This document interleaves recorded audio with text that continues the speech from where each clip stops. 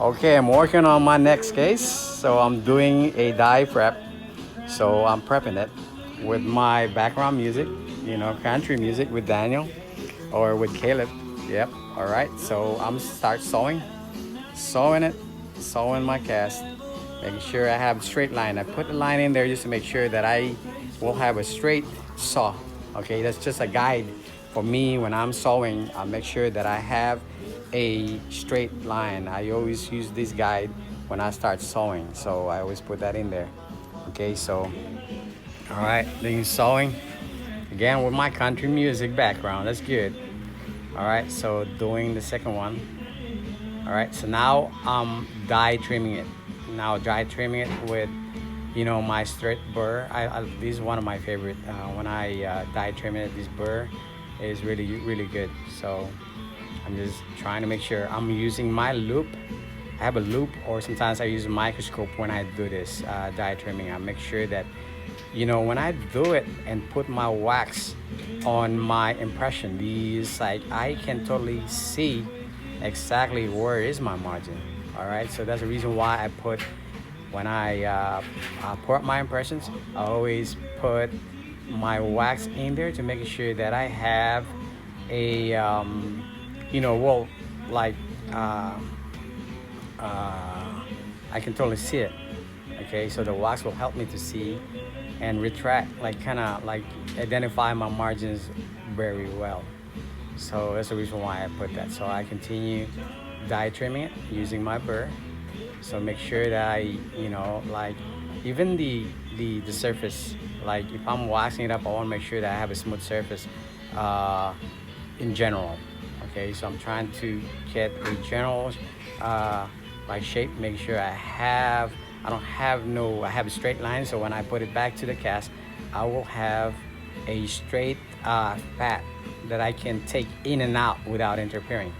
So now I'm using the other one. I'm trimming the other die. So same thing. I'm trying to make sure that I have a straight line. I have my fulcrum. I'm using my other finger to fulcrum it, so I will have control of my wax. Okay, so that's how I always, like die trimming it, using my other thumb to be a fulcrum when I'm die trimming it. Same thing. I want to make sure that I have a general smoothness of my die. All right, so continue doing it.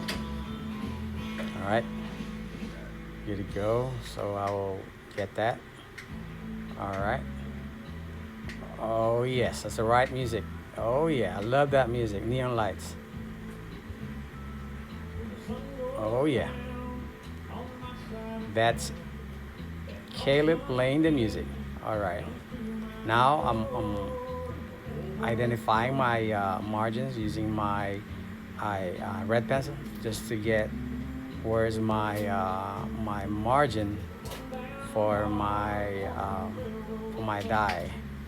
So I'll get the other one. You see, again, I'm using my loop or my microscope when I'm lining up my margin.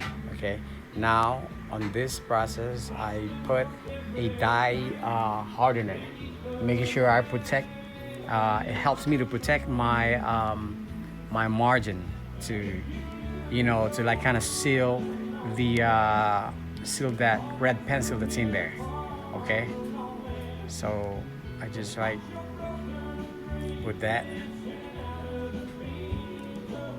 Okay, so I'm doing that, making sure I coat a good. This is how to protect the margins, like not breaking when you're waxing it up or when you're like on the work when you're processing it. Now I'm putting my die spacer. Usually for Emax, I mean it's okay not to put it, but I just want to make sure. I've been doing this, and it's always worked for me. That put the die spacer there, so when I finish it up, it will give a good snug to the patient's mouth or to the prep, like the on the natural too. I mean natural. So I'm doing the other one. I'm doing the other cast. All right. So here you go. I'm repeating the same process.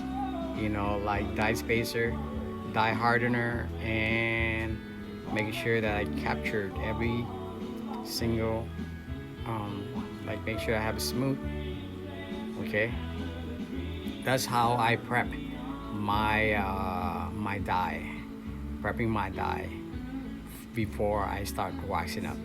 This is the process that I always make sure that I get it right before I start waxing up, because everything, if this is not right, everything is not gonna be right, because like the margin, the spaces, I mean, if I finish the case and it's not like properly like prep, then it's not going to be right. So it's very important to do this right. Okay, so now I'm just going to wait for the die spacer to set, and it's almost done, almost ready. Now here you go. So it's ready for wax up. It's ready for wax up now.